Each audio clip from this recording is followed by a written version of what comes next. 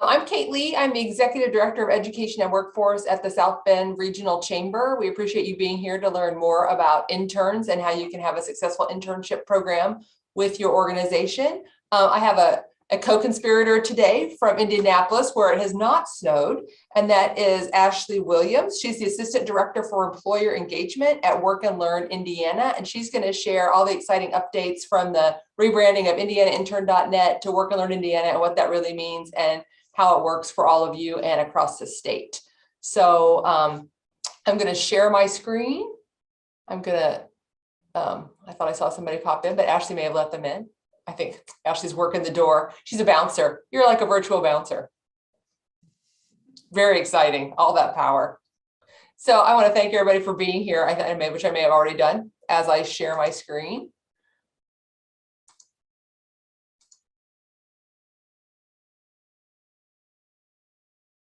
And now it says participants can now see my screen. So I believe my computer to be telling me the truth.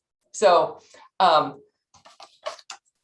introduced Ashley. Brief overview of the education workforce efforts at the South Bend Regional Chamber. We actually started this 8 years ago with a focus on post-secondary interns in an effort to stem what everybody has referred to as the brain drain in our region. We have so many colleges and universities, and how do we connect with those students and get them interested in staying here, connect them to our local organizations and businesses, and really increase our population, but also really increase our talent pool. And we've had huge success with this over the years. And the last couple of years, as you all know, have been a little strange as far as interns, and is it virtual or is it not? But we continue going on, and we have had real success with interns, even over the last two kind of strange summers. And they continue throughout the school year because we do have so many local colleges and universities. So we continue to grow. We continue to have new resources in geography, and we're glad you want to be a part of this. And I know some of you already have internships, and growing them or continuing them is really appreciated. And we also want to thank our partner in this. The University of Notre Dame is a sponsor of Intern South Bend Region. So we're going to start with the kind of who's here. So if I can get everybody, and I'm going to, maybe I'll call on you. Let me make my screen bigger here. And have people tell us, or even if you want to drop in the chat. Actually, I think it'll be better to go around. So I'm just going to do it that way, but I'll call on you and just tell us where you're from, your position, your business, and what you hope to learn from this session. That'll help Ashley and I kind of tailor it to what you want to know. So I'm going to start with Rasmus, I believe, who is to my right as I look at my screen. Don't forget to unmute. Yeah, there we go, I think. My name is Rasmus Jorgensen. I'm with the prosecutor's office, and I'm the director of media relations and special projects here, which makes me the intern supervisor. And I just started in fall. So the intern that started this past week, we also have some externs. They're the first one for me. So I really don't know what I'm doing. So I'm hoping to learn some things here. Awesome. Faye?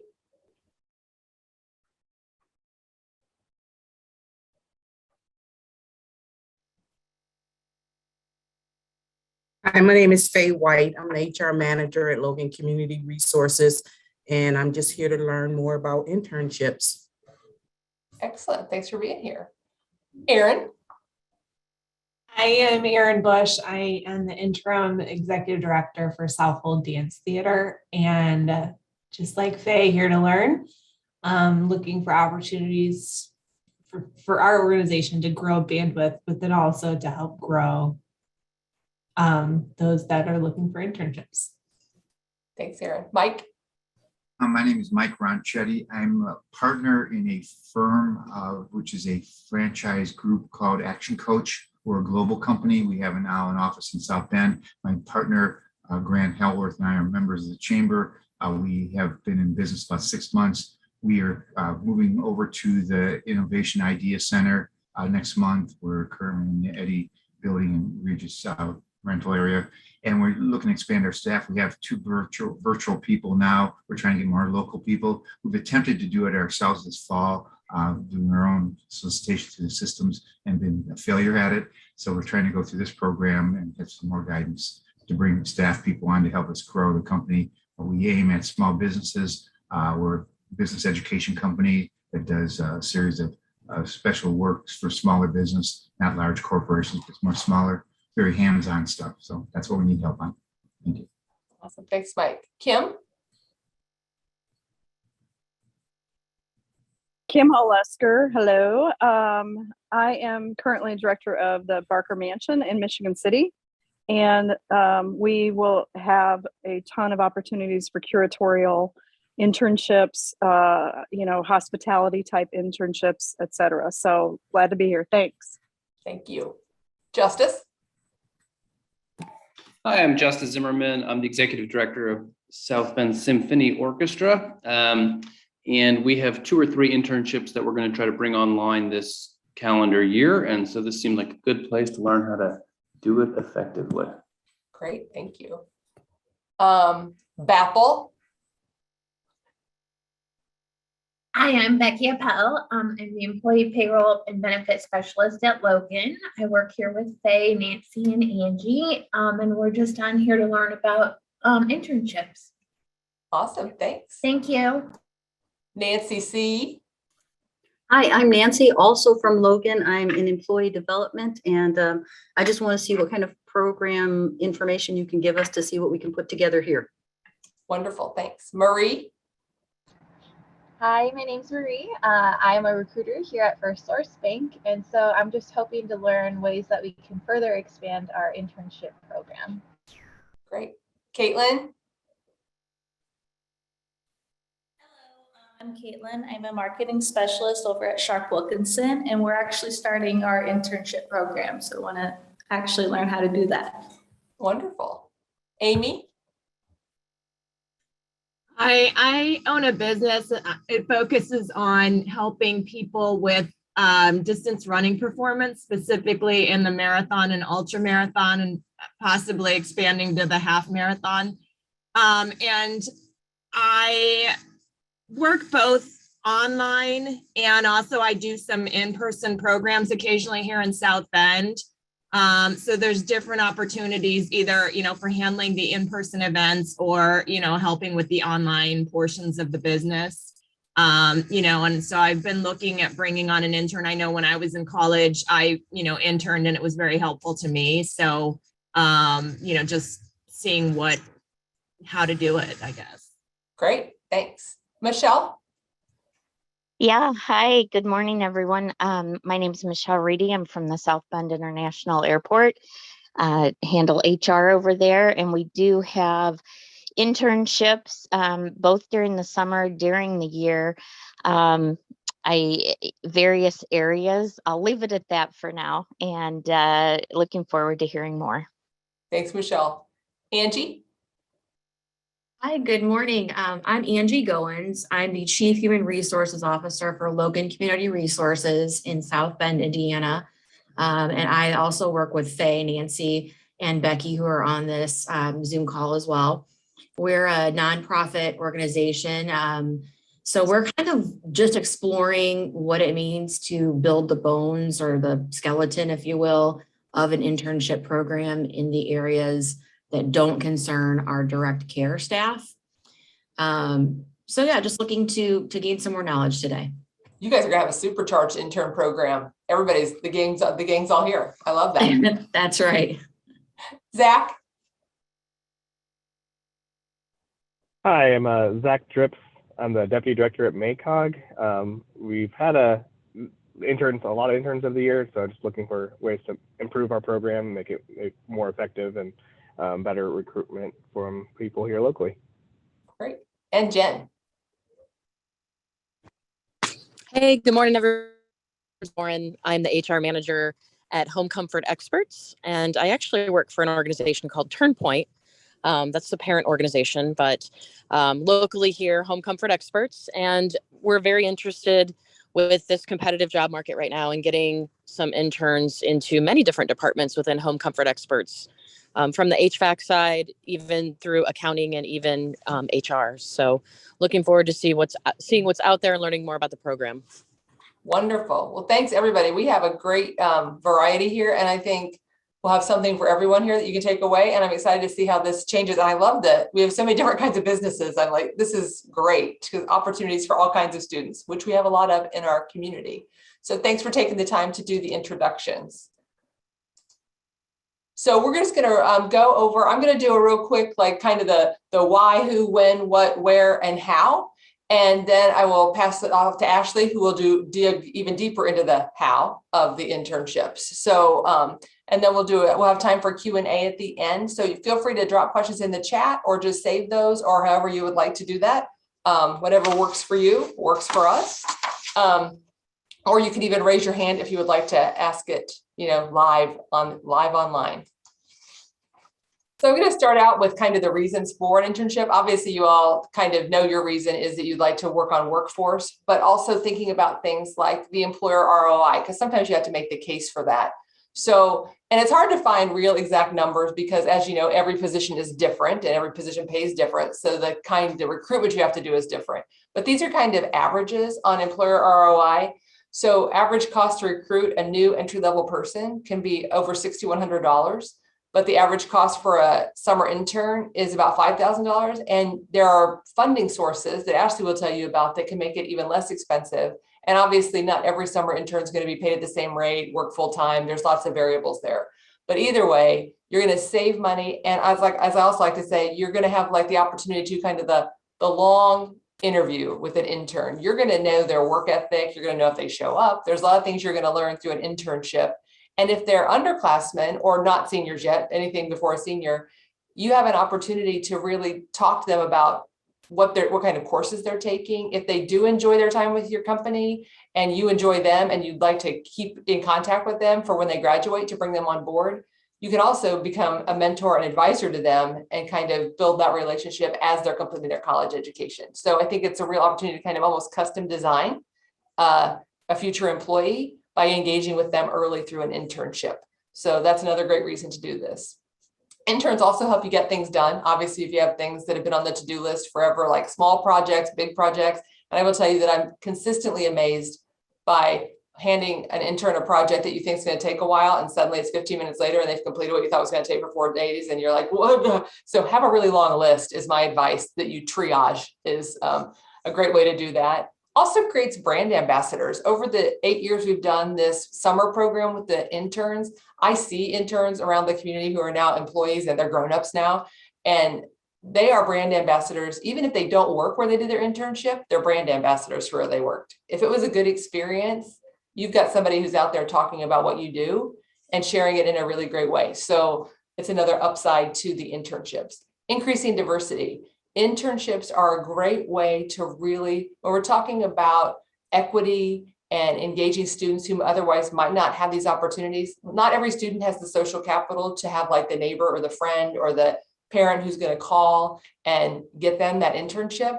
But if you hire thoughtfully through your internships, you can give a student a true opportunity to make new connections that they might not otherwise have. So using this as a part of a diversity, equity, inclusion strategy, I think is a really great way to further leverage the power of internships.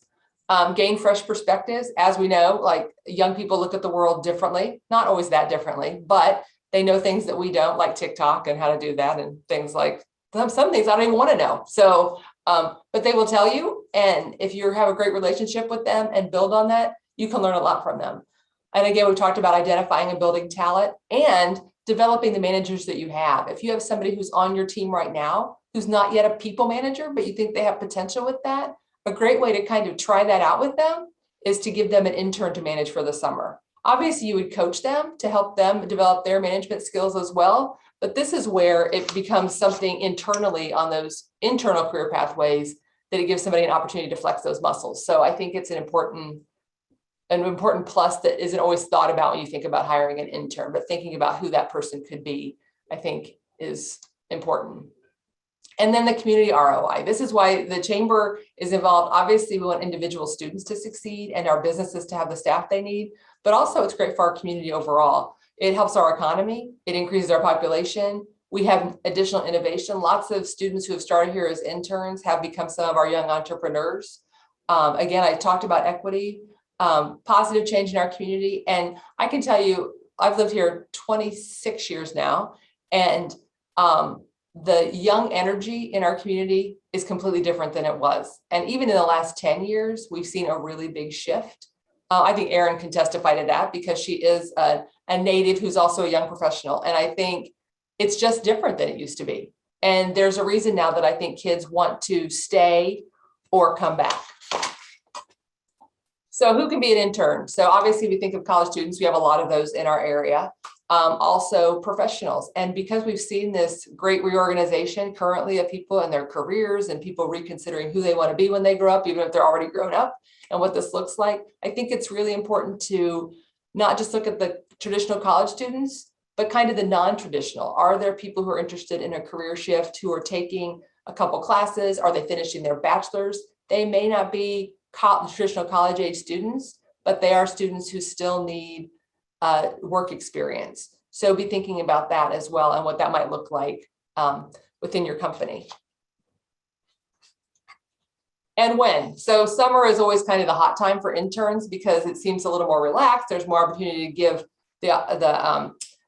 like projects to those interns because they can be there on a more regular basis because they don't have classes. But also during the semester and fall winter breaks is a great time for internship program. It could even be a mini internship program over winter break or spring break. If you had like one data project you really wanted to get done, and there was a student who needed like a quick 1 week practicum or something they needed to complete, be thinking about that. And after you've established a relationship, if it's a local student or a student who comes home for the summer to do the internship with you, maybe on breaks, you can continue giving them projects to do, which keeps them connected to your business and might hook them in when you would like them to come back and be a full-time employee. And so we talked a little bit about the what. So short-term projects, long-term projects, and back burner projects. Those are the things. It needs to be relevant work. Obviously, there is none of us who are too good to make copies, answer the phone, or get coffee, but that can't be the full role. We need this to be meaningful work because you're going to get more out of it as the employer, and the students are going to get more out of it because they'll have this great learning experience. So I think about when I was an intern at the Muncie Mall, and I got to plan the back to school fashion show. And when I talk about my career pathway with students, I always say, so the back to school fashion show was fun and great. And I still remember I did it by subject, like I had earth sciences and, history. And I don't even know how I did that, but somehow we did all that. And then fast forward like 20 years later, and I was planning the Secret Sister fashion show to raise money for mammograms as working in the foundation at St. Joe Med Center. Who knew that that was going to be my platform from 20 years earlier, that I knew how to plan a fashion show, but you just don't know. So giving these kids these great projects really impacts their career moving forward. We all know that there's something that you did 10 years ago, and then you go, oh my gosh, that's coming in handy now. I never thought that experience would have this impact, but it does. So the where. So over the last couple of summers, we've had a really interesting blend. The summer of 2020, majority of our internships pivoted to virtual if they happened at all. Last summer, we had many more that were on-site or hybrid. Hopefully this summer we'll have more back on site, because I do think, although the workplace is shifting to a more hybrid in many cases or virtual, there's something to be said during that learning time. We've seen in every level of learning that it can be difficult for some people to learn everything virtually, and to build those relationships, I think, is really important. So I'm really excited to see this crowd, knowing that you're up for offering opportunities, and to think through how you're going to do that. And you have to do whatever works best for your business and the students. And with the upside to hybrid was we had students all over the country who are participating in, I used Notre Dame Center for Civic Innovation is a great example. They had interns. My son was an intern the summer of 2020, and on his team, he had somebody from California. So they had to figure out how to time meetings. So when they had team meetings, but that was a great life lesson for him too. Kind of overcoming those challenges and figuring out how to make it work. And he learned a lot about how hard it is to schedule meetings because he was in charge of that. And I got a huge kick out of him complaining about, oh my God, people never respond to your emails. I'm like, that never happens to adults. I don't know what you're talking about. And we all know that that was a lie. And he saw my eyes roll, so he knew too. So kind of the how. When you think about project plans, ownership of how much ownership can you give an intern as part of the project? Do you just hand it to them? How much coaching do you have to do? And it kind of depends on the complexity of the project, but thinking through the things that you will have them do and how much oversight they will need is really important to do in advance. It's going to make it easier for everybody throughout the time you have an intern on site. Putting some structure to that and goals. And Ashley's going to talk to you about Work and Learn Indiana. You can even go out, and I've often gone out and looked at other job descriptions that are similar to the kind of thing I would like somebody to do, and gotten ideas of how that's structured. So it can be really helpful. You got to think about who's going to manage them and mentor them. That can be kind of different. Like the manager may be the person who's all about the tasks and what needs to be completed. And the mentor may be the person who meets with that intern weekly to just say, how are things going? Is there anything else we can do for you? What do you need to know? Do you have any questions? So there can be two roles. In lots of small organizations, it's going to be one person, and that's also perfectly fine. It looks different everywhere. Providing a great work environment is also a huge plus for these students. Students have been working hard. I think especially we did a professional development session last year for interns just about mental health, and all of us can use like a little bit more of like good work environment. And I think now's a really good time to do that with the interns. And also providing the tools they need to do their job. So making sure that when they get there, the computer's set up, you kind of introduce them to the lay of the land and those kind of things. It's like one of those Gallup questions, right? Do you have the tools you need to do your job? Trying to make sure you get ahead of the curve on that. And Ashley's going to tell you a lot more about internship best practices as it relates to different state level programs as well. So how to connect. So there are obviously personal network there. I always laugh, my kids now are at the age where they're both in college. So all my friends' kids are also that age. So now I'm getting all the emails. Hey, can you talk to my son? Can you talk to my daughter? They're majoring in this. They want to do that. So there's those kind of contacts. But we all have a personal network where we could find interns, but there's also ways to expand that net. Career and internship fairs, those are coming back. There was a little bit of a pause on that, and some are still virtual. I saw IUSB has one coming up.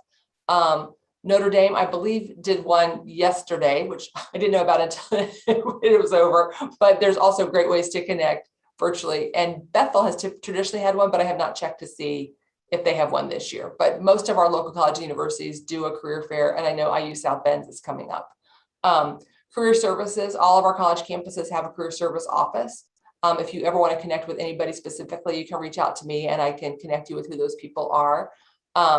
Educator connections, if you know any people who teach at our local college and universities and you know what area you'd like to hire a student from, which major, maybe it's accounting, maybe it's human resources, it's great to build relationships with our educators because then they know your company and they can also know their students well enough. They're going to make you a solid referral for that internship. And now I'm going to pass it off to Ashley, who's going to tell you about a really great resource that we're blessed to have in the state of Indiana, which is Work and Learn Indiana. So take it away, Ashley. All right, thank you so much. So good morning, everyone. My name is Ashley Williams, and I'm the Assistant Director of Employer Engagement with Work and Learn Indiana. My employer is the Indiana Chamber of Commerce, and we are a free platform. And our platform really is wonderful. We kind of serve three different sectors, and I'll jump into this really quickly. This slide here, you'll see, go back one more for me, Kate, just where you were. Other way. One more. Okay, this is our website. It's workandlearnindiana.com. And again, there are three different kind of sectors, types of people that use our website. Number one, employers. Employers use our website as a free platform to post their work-based learning opportunities. So an easy way to think about this is a place where employers like you guys can go and post internships. So again, this is a free platform. If you'll see on this slide at the upper right-hand part of the screen, you'll see a login and register. If you're an employer that is not on the Work and Learn Indiana site, then you can simply log on to our site and register. It takes about 10 minutes. And again, we are a free service. So the next thing is Students use our site for a couple different reasons, but this is where they can go to find out about those internships and other work-based learning opportunities. So it's really that catch-all. It's that one place in the state of Indiana, no matter if you have a student that is going to, Valpo or IU Bloomington or Purdue or Ball State or whatever, these students can go directly to our site and they can register and they can see all of the internships that are posted. And then of course we partner with educators and educators use our site. I'll get into this a little bit later, but what's really great is when you, an employer, post an internship on our site, it goes out to over 50 colleges across the state. So I just really wanted to show you what our website looks like. Again, this is a free service, so you're welcome to go to workandlearnindiana.com and register as an employer, as an organization. Okay, if you want to go ahead and go to the next slide. We were formerly Indiana InternNet.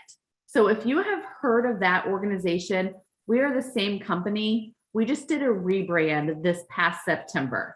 And probably the most common question we get is, why did you rebrand? Why did you rebrand from Indiana InternNet to Work and Learn Indiana? And really there were three different reasons. One reason, kind of funny, but a lot of people thought we were an internet services provider. And obviously we're not that. So that was one reason. Another reason was when people heard InternNet, they automatically only thought of college students and they only thought of internships. And we are really 100% still focusing on college students, still focusing on internships, but things are changing. We talked about how internships now might be micro internships, they might be virtual, they might be hybrid, they may be apprenticeships, they may be on-the-job training. Different employers call them different things. So we really wanted to get away from people only thinking of college students. Like Kate mentioned, we're actually working a lot now with career changers, the adult population. And I'm actually going to talk a little bit about this too, but we are working hot and heavy now with high school students. So we're really excited to talk to you a little bit more about that. So just wanted to give you a brief why the change from Indiana InternNet to Work and Learn Indiana. All right, so this is a really cool slide. It's kind of by the numbers. Go ahead and tab a couple more. Something you're going to see right here is 87% of the internships or the work-based learning opportunities that are posted on our site are paid. That is a very high number. It's much higher than the national average. The national average is right around 60%. So how are we getting those numbers so high? I'm going to tell you a minute about a program called the Earn program. But what I wanted to let you know is across the board, we are seeing an average hourly wage for interns at $13 an hour. We will see some $9, $10 an hour internships every once in a while. I've also seen them as high as $30 an hour for engineering. But I just wanted to kind of provide kind of the data across the state that we're seeing around 13. I absolutely anticipate we are going to see this number jump. As you know, fast food restaurants are paying $15, $17 an hour. I'm not sure what it's exactly like in South Bend, but I anticipate that we will probably see a drastic change in this number. And then currently, and this number does change almost daily, but we have around 4,700 students that are actively searching for internships. And this number will grow as it gets closer to the summer, as we have more students searching for summer internships, and it'll lower during other parts of the year just based on demand. So you can go ahead and go to the next slide for me. So Earn Indiana, just a moment ago, I was telling you that 87% of our internships are paid, and this is the why. If you guys haven't heard of Earn EARN stands for the Employment Aid Readiness Network. It is really Indiana's college work study program. It is actually ran by the Commission for Higher Education, but we have a partnership with them that is fantastic, and I'll explain how this works. So what this does is this gives students with financial need. Right now, we're talking about college students. So this gives college students with financial need access to resume building, experiential paid opportunities. Now, what's the positive here for you, for the employer? This provides employers a 50% wage match for hiring EARN students. So let's stop and pause here. Let's say you are an organization and you want to post an accounting internship with your company. And let's say you can pay $16 an hour. Well, if you hire a student, a college student that is EARN eligible, and I'll tell you how they become eligible, you will actually be reimbursed 50% of that wage. So if you're paying $16 an hour, you're going to get reimbursed $8 an hour for the hours worked. This really enhances the student employer matching through partnership with Work and Learn Indiana, because it's all done through our site. We are that lone site in the state that allows the employers to post, the students to find, and then get paid the dollars through the reimbursement from EARN.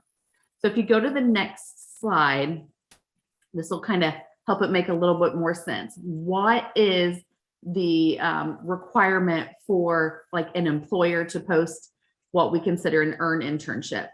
First and foremost, obviously it has to be paid. Second, it has to last. So the internship has to last at least 8 weeks, but it cannot be more than a year. So it can't be more than 52 weeks. So in my opinion, this is very generous. It's an easy number to work with. So whether you're needing somebody for 8 or 9 weeks, or if you're needing somebody, 40, 50 weeks, we really give the employer the wiggle room to figure out what works best. Now, the requirement here is during a normal semester. So right now, college students are in their spring semester. The spring semester is considered, January through May. During the normal semester, a student can only work up to 20 hours, but the internship has to be at least 12 hours. So there's not a whole lot of wiggle room here. Quite honestly, I see a ton of internships come through at 15 hours a week. So it has to be between that 12 and 20 number during the normal semester. During the summer, there's much more wiggle room, and you can employ an intern up to 40 hours. Again, you still have to have the 12 hours at least, but it can go all the way up to 40. It cannot be political or sectarian in nature. And as Kate talked about, it's got to be less than 25% administrative. We don't want them filing, faxing, answering phones as a priority or a primary part of their internship. And the internship may not already be designated as a federal work study.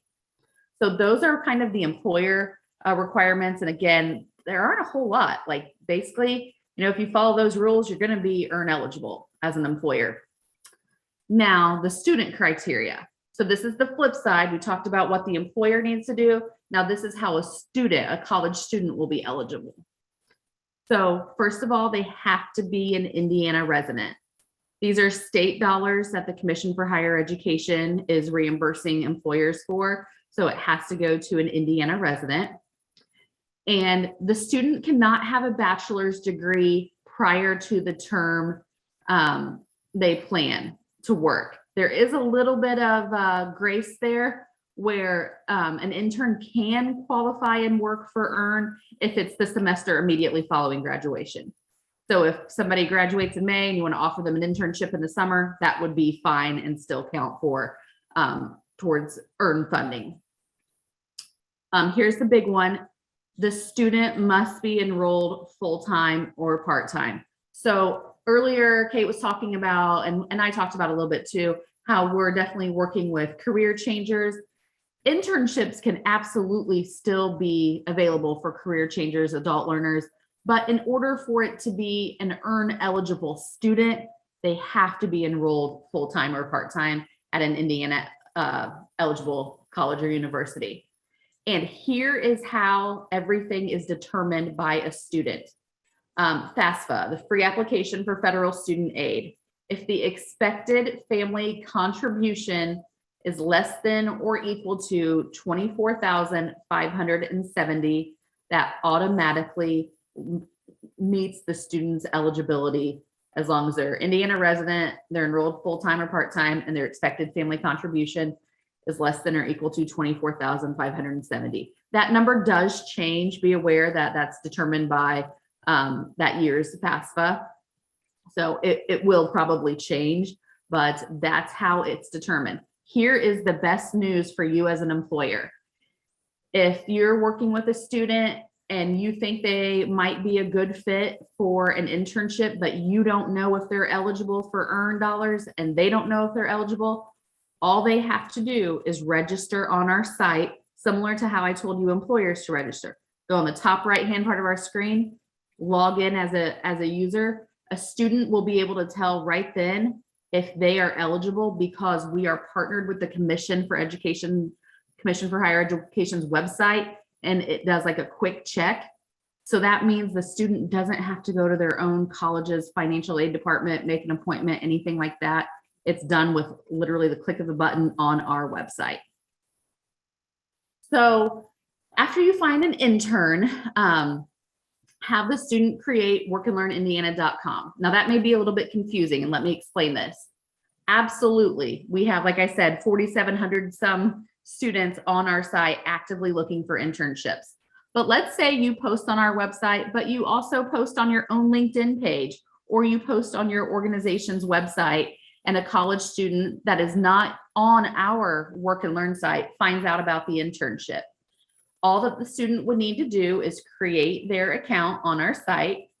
And if you want to see if they are earn eligible, all they need to do is check on our site and verify if they're earn eligible or not. It will denote by this green flag on the bottom right if the student is earn eligible, as well as if the internship is earn eligible. So what this means is if you post an internship that is earn eligible and you want to be reimbursed, you're going to have to find a student that is earn eligible. We have over 160,000 students statewide that are eligible. Now, you may also hire a student that is not earn eligible, but you have to know that you will not be reimbursed if they are not earn eligible. You can absolutely still do it, but if you were paying that $16 an hour, you're not going to be reimbursed that $8 in the back end. Yeah, it's honestly as easy as telling the student to go to our site and apply. So you can go to the next page, Kate. I talked about this a little bit earlier, but let's again say you're an employer, you post an accounting internship or an HR internship, social media, marketing, whatever you want. Once the internship is posted and approved on our site, it automatically goes out to all of these college job boards across the state. So when you're kind of thinking like, man, what's in this for me? As an employer, our system does a lot of the work for you. Absolutely, like Kate said, we recommend that you still, if you have a partnership with a local college, if you know their career services team, hey, the more resources you have, the better.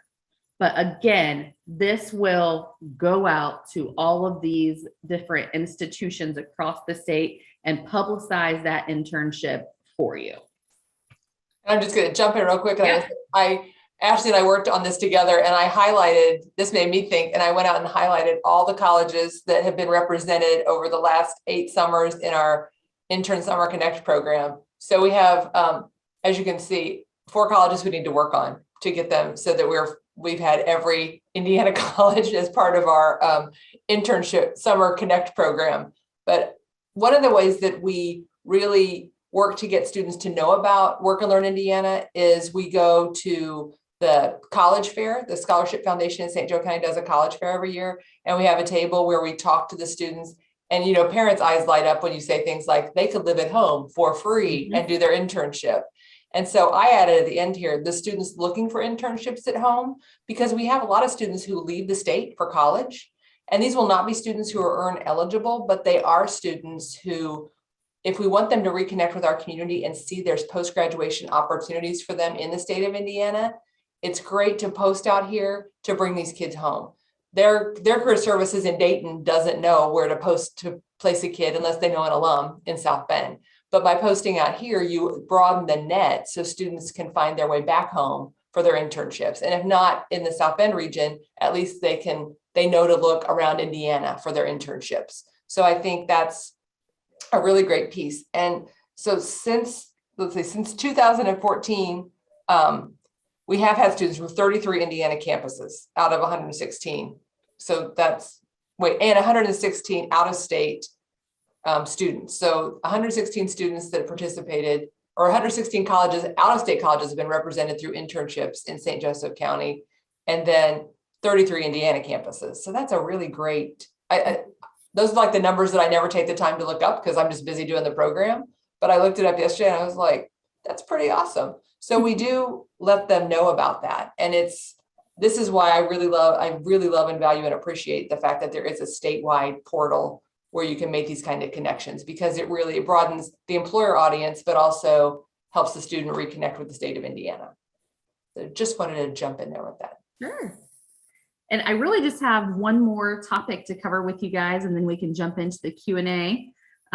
There's some exciting news coming down the pike, and I really just wanted to kind of talk about this just so you employers are aware. I'm not going to dive deep, but not sure if you've heard about this, but there's something that is called graduation pathways.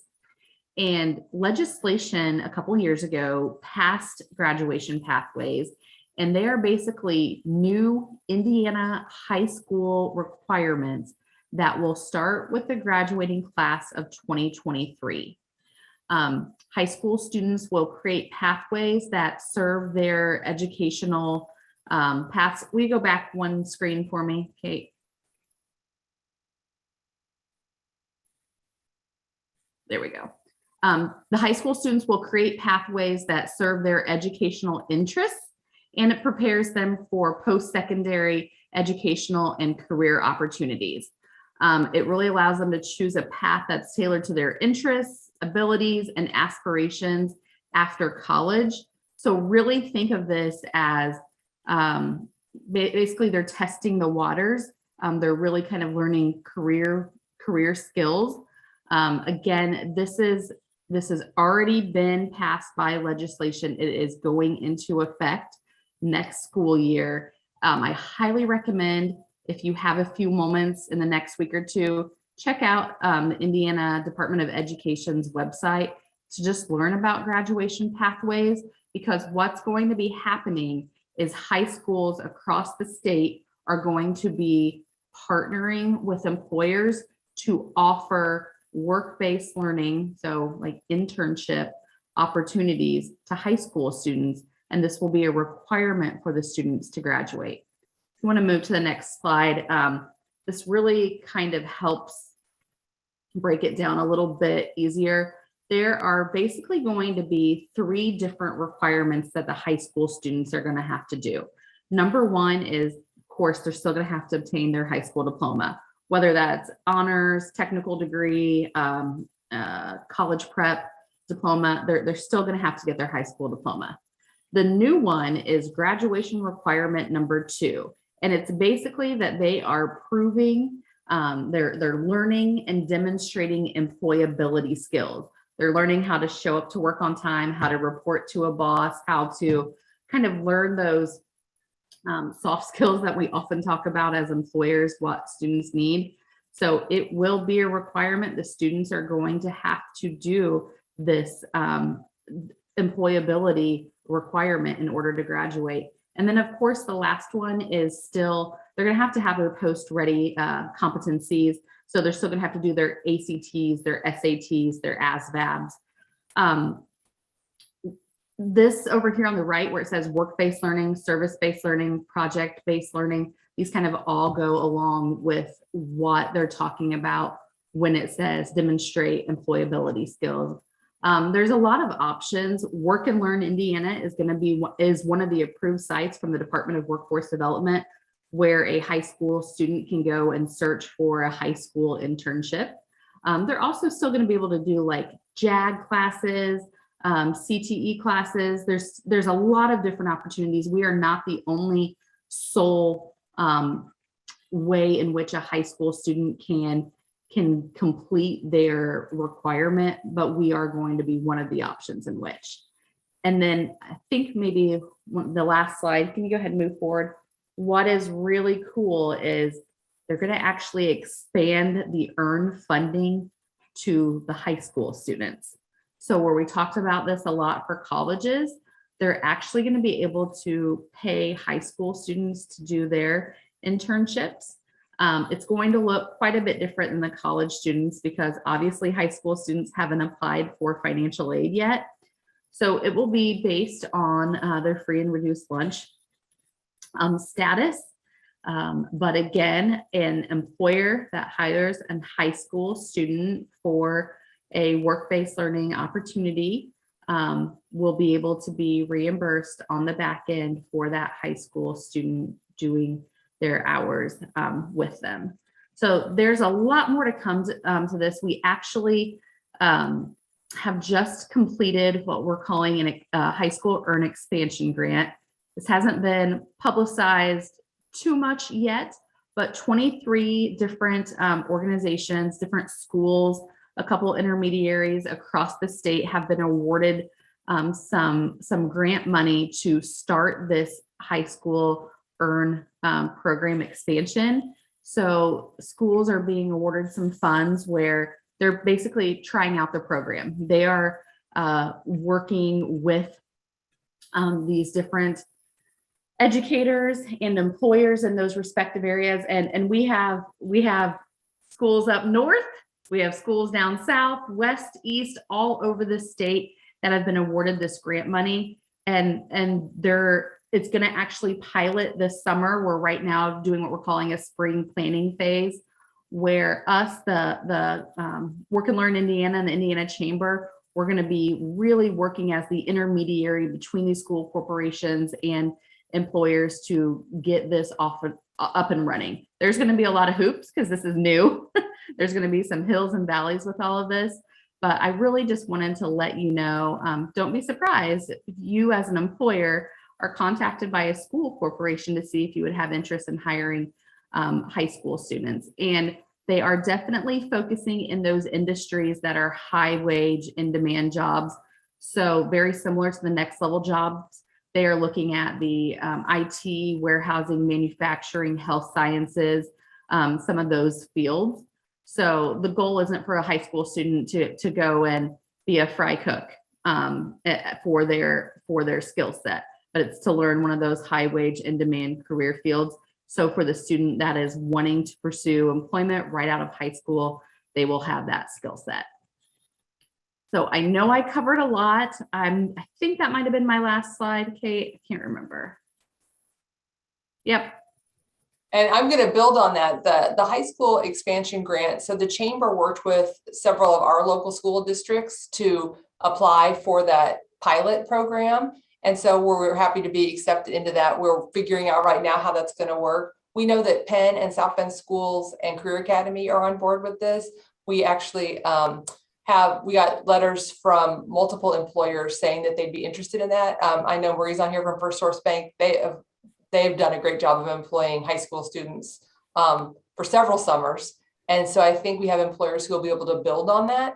And we're excited to see how they could leverage the earned funding to make it even better, and it maybe even offer more opportunities because they have this additional funding. So if you are an employer who's interested in talking about high school students, we'll do a session like this after we get this going. And the goal for the chamber was really to, instead of having every high school in our community reaching out to every employer and increasing the traffic jam that is people offering to help and connect you with students, that we could do this in a really aligned fashion and maybe have like we'll have our one sheet that says, here's what it looks like, here's how it works. instead of everybody creating their own. We're just trying to create some efficiency. Our educators are they're busy with lots of different things, and placing students is a big lift, and making sure that the students succeed and meet your expectations and that it's a good experience for everyone is really the goal. So stay tuned for more information on that. But back to college interns, to our regular scheduled programming. College interns, after you find a great student, what do you do with them, especially during the summer, to figure out how to make it a really experience that kind of increases the stickiness factor of them wanting to stay in the South Bend region? And we've been working over the last 8 years to really try to create a great experience for these interns. One of the things that has been a challenge for employers is housing. So many of the students who are not local students will sublet housing from students who are local. The vacation home rental is another way that employers have gone with making sure that someone has somewhere to stay. Multi-week arrangements with hotels. We have a lot of hotels that are really busy during the football season and things like that, but in the summer they may have a little more give, so they can do the multi-week arrangement. And we had just started a great partnership with IU South Bend because they have housing, and they were providing housing to interns in the summer, and then COVID ruined that for the last 2 summers. But we should know by mid-March if they're going to be able to do that again this year. It's a really good, the price is completely right for an 8-week stay at the IUSB campus apartments. And it's really nice to have interns from multiple colleges all living together in that kind of space. So we'll keep you posted on that housing. Lots of students then, of course, can come home and live with their parents if they're coming home for the summer. But for the students who aren't from here, finding housing can sometimes be a challenge. So there's more information on that also on the Chamber website, and we'll keep updating that. A little bit on Summer Connect. This is the data from 2019. That was what I call the last normal summer of Summer Connect, but we have continued to do this even through COVID. So Summer Connect started in 2014. We invite all employers and interns to sign up for this program, and we provide different learning experiences. So even during COVID, so last summer we had 144 interns participate in the program. We pivoted to virtual professional development. In the past, we'd always done everything live, and we would meet for lunch and things like that. We actually found out, we partnered with our friends at the Northeast Indiana Regional Partnership in Fort Wayne. So all of our interns from both places were invited to this weekly professional development. And it turned out we were able to do really interesting topics. There was still really good exchange, even in the virtual format. And they were able to, students from across Northern Indiana were able to hear from, the psychology professor at Notre Dame, or hear what's going on with the arts in downtown Fort Wayne. So they were learning a lot. And my big dream is that we do this statewide, so the students can learn about everything across the state of Indiana. So that's for the professional development. I think for this summer, we will continue doing professional development virtually. It saves time on travel and things like that for the students as well. But we really like it when the employers encourage the students to participate. And you can see here, the last live summer we had 162 interns total, 34 different employers, 40 colleges, universities, and 3 high schools. So, and this wide variety of industries, there's all kinds of internship opportunities in our community, which is really exciting for our students. So we also have found over the years that this is pretty standard response when we survey the students post Summer Connect. It really does increase their interest in the community, their understanding. I'm always amazed by the number of students who grew up here who really don't even know everything the region has to offer. So it's a great way not just to introduce kind of the out-of-town kids to the South Bend Cubs or the East Race Waterway or the great things to do, but also students from here who just because, I think kids are so busy these days and kind of scheduled that they may have missed things during their K-12 experience, and they come back and see it differently as a college student. So we introduce them to that. And we get great response from those students and how they feel about the region after they participate in Summer Connect. As managers, you can get the interns registered. I'm going to drop the link in the chat. And then we'll do an intern manager welcome. Probably it'll be virtual this year. We'll kind of see how things go with everything. We've done that in different ways. We'll do the virtual professional development series. That's typically we do 6 of those. And then on the off weeks, we do live community engagement programs. We always do the South Bend Cubs. Joe Hart is great about talking to the students and telling the story. And hopefully we'll get back to East Race rafting this year. We were able to do that last year. but Latin dance might be a new thing we had this year, which I thought was a brilliant suggestion by one of my friends in Elkhart. So we have that going as well. And the sign up form is now live on the South Bend Chamber website.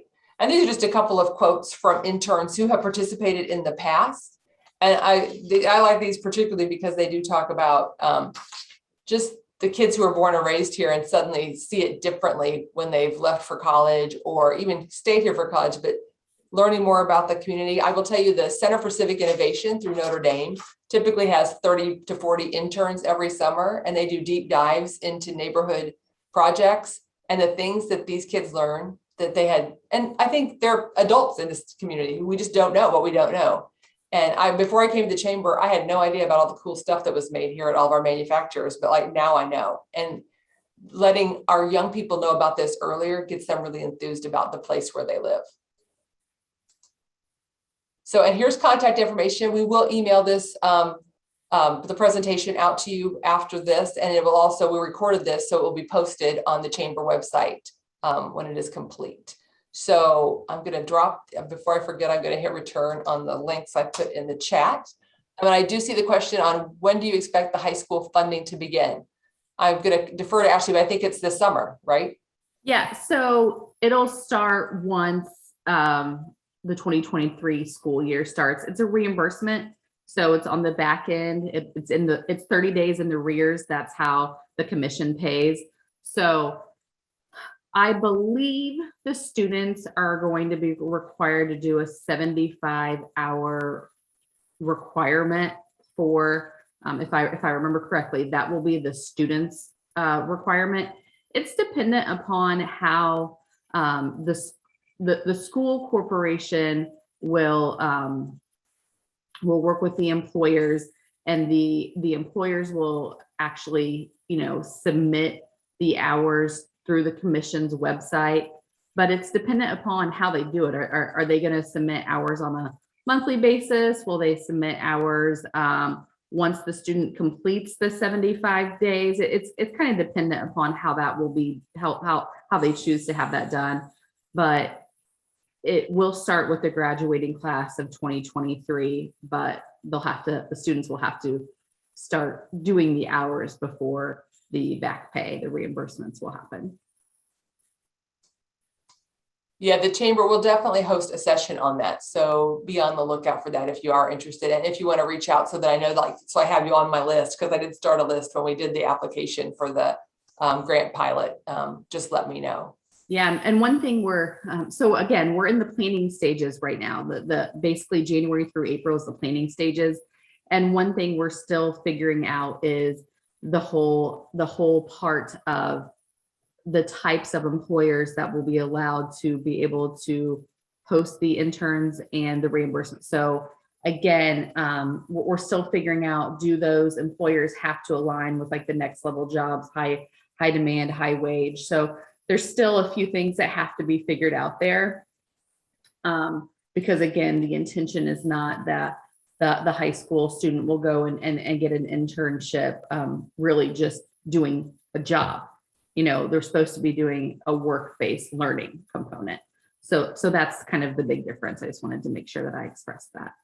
I think of it as more of a kind of professional level internship, because I know that I actually knew a local high school student who they were calling it an internship, but he was working at Subway. And I'm like, I think Subway job, I think those important work. I think kids and adults learn so much in retail and restaurant jobs. I recommend everybody do it, because there's your soft skills right there. Like if you can go do a service industry job, you learn a lot. But these are for the kids who are looking for a more professional learning experience through work-based learning. And I think that's kind of the differentiator. And the high demand is going to be, it's going to be interesting to figure out how we balance all that out, because the state also has different things happening with pathways and state earn and learn. There's how educators are navigating all this. And students, I'm like, I barely got my kids out of high school with all the dual credits and the this and the that. And I'm just like, it's a lot, but I'm really excited to be thinking about these students, because they're learning things in high school that weren't even offered 10 years ago. And so they have a different skill set than other students might have. So leveraging that, I think, is really important, and making them see the value of what they're learning also, because they can apply it, is very cool. So I Kate? see, Kate, can I put a plug in? yes, you can.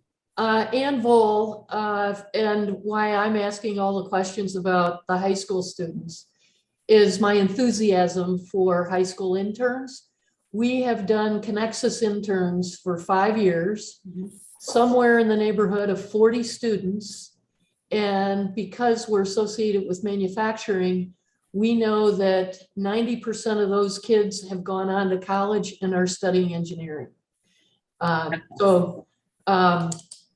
the state's going to take this on too and expand that, especially for the earned kids, is remarkable. And I will be quiet. Thank you, Ann. They do great things at Sibley with our students, and particularly providing opportunities and really showing kids who may not know what their future could look like, really showing them. And you're much appreciated for that. So any other questions regarding interns, anything else chamber related? I dropped the links in there so you can find your way to Work and Learn Indiana and the chamber talent page. I encourage you to, and you'll get an email probably bugging you about signing your interns up for Summer Connect. And if any of you have any suggestions on fun things for interns to do in the community, would like to be a part of that. We love managers participating in things like that. Coming out and rafting the Easter eggs with the interns or coming to the baseball game is also very cool, because we can all, lifelong learning is the thing. We can all do that. And I've got 2 more quick things to say. I heard several of you when you did your introductions were talking about how you just wanted to learn more about internships in general.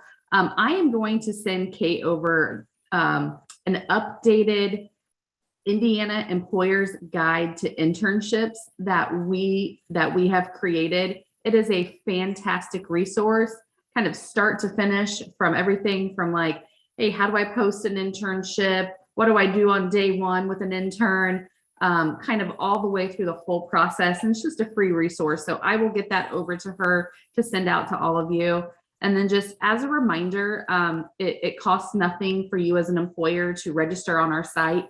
Even if you don't have an internship to post at this time, you are welcome to register. What's really cool is once you are approved as a user on our site, you can start going in and do reporting. Like if you have in the back of your mind that you want to post a marketing internship, maybe this fall, you can go in and you can Google, you can search your specific county, and you can see the number of students, the number of internships, etc. So you kind of have data right at your fingertips. And like Kate said, she's used it before to see how other people have worded their internships.